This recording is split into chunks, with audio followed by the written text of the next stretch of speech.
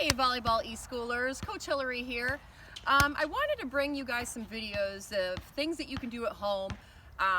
This started with the coronavirus, unfortunately, because we're all quarantined here and we can't get out and play, but it made me think about it a little bit more, that what happens when your coach tells you, hey, you got to work on your blocking or your passing or your setting to get more playing time, and you don't live with a volleyball court in your backyard. How are we supposed to get better? And also, how are we supposed to get better if we don't live with somebody, maybe a parent or a brother or sister, who's good at volleyball as well and could pepper with us and give us critiques on how to get better? You can't. So what I'm going to do in these series of videos is I'm going to take volleyball ideas that I've seen from all the experts, drills and things I've done myself, or great coaches who have talked about things, and I'm going to try to find ways to incorporate these ideas into ways you can do this at home by yourself using just a volleyball, perhaps the grass, maybe your driveway, household items like chairs, but basically ways you can practice volleyball without a court or a net. That's the toughest thing to do. So today we're going to start with passing.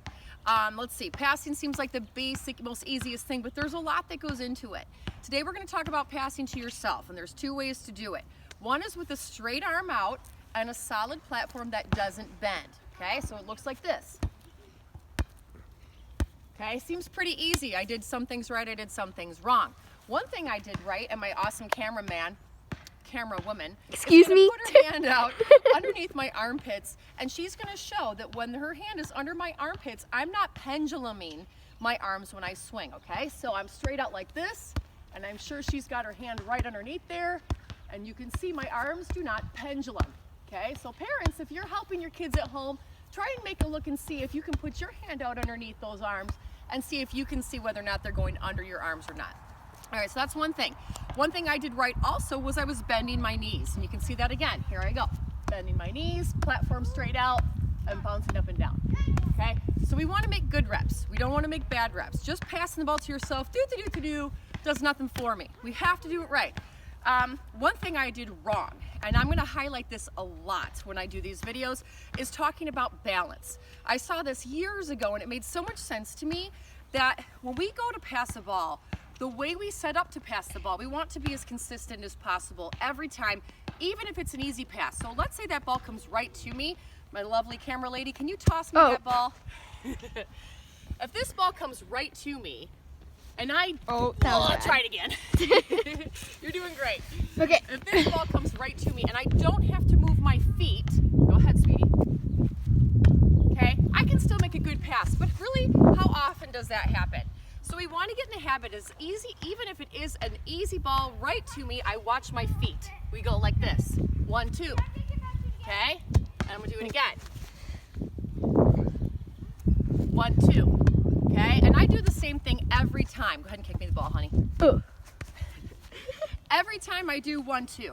Okay, that's because when the ball gets moved left and right, and I have to actually shift and get ready to pass, I'm not able to just be stagnant. I have to be moving and then get set.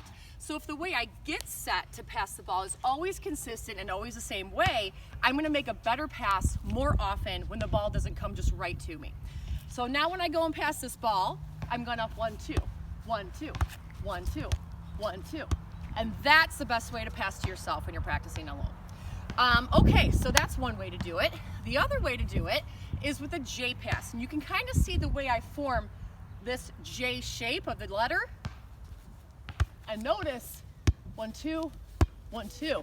Still did 1, 2, but I broke my platform. This used to be kind of frowned upon, but really it's a good thing because a lot of times we have to run through the ball. It doesn't come right to me. I'm sprinting my butt off, and I have to get underneath it and pop that ball up. Well, if I'm under the ball and I keep my arms straight, boom, I send that ball flying straight forward.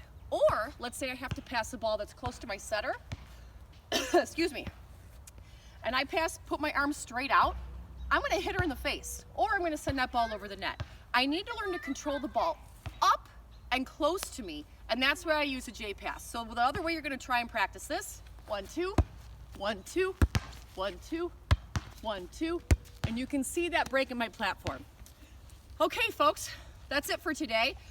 You can see I'm in a park. I have a volleyball, my feet, my hair up, and messy bun ready to go, and I can practice this anytime I want. I want to highlight we do good quality reps. We pay attention to the little things. And if your coach asks you to practice on passing and you're like, well, how the heck am I going to do that? Here's one way.